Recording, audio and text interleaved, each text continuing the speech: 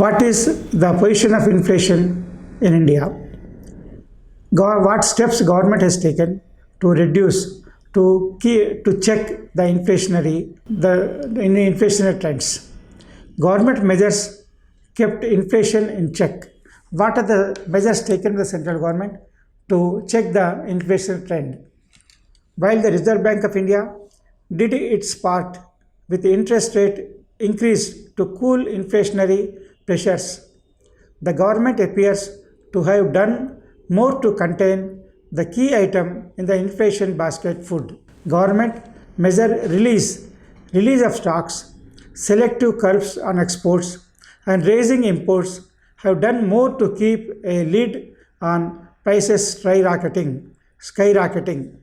Even as global food and fertilizer prices rose following Russia's war with Ukraine, food prices inflation in India remained relatively not affected much. Higher subsidies on fertilizers and excise duty cuts for petroleum products have blunted the inflationary impact of the Russia-Ukraine war, which was contributed to reducing the inflation differentials between India and the rest of the world. The central government undertook two main measures to absorb the commodity supply shock which followed the pandemic.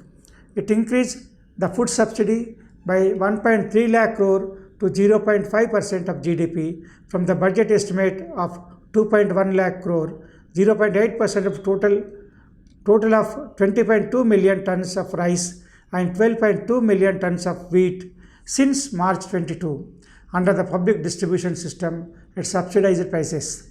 The fertilizer subsidy helped contain food inflation by partly arresting pass-through of farm inputs cost to food inflation.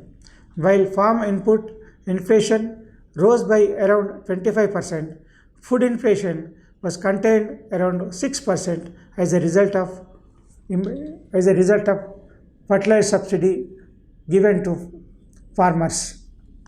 The fiscal concessions were possible due to buoyant revenues and may not be harsh on the overall fiscal health. Strong revenue has been a key tailwind to fiscal consolidation efforts, also benefiting from the hastened formalization and better due diligence. This has helped offset a bigger subsidy bill and in undertaking administrative measures to absorb price increases. When energy prices coming off the boil and the inflation peak behind us, the policy committee is expected to retain a hawkish but more in smaller increments. But fiscal policy would need to be restrictive over the longer period. This means that fiscal policy, while expansionary in the near term, will need to turn slightly more restrictive in the medium term, which could either push up inflation through GST or fuel duty hikes, or push down growth through expenditure rationalization, which should help ensure macro stability in the medium term. Retail inflation to decrease to 6.1% on year in 22-23 from 6.8% year on year in 21-22. The active government intervention is likely to cap food inflation going forward.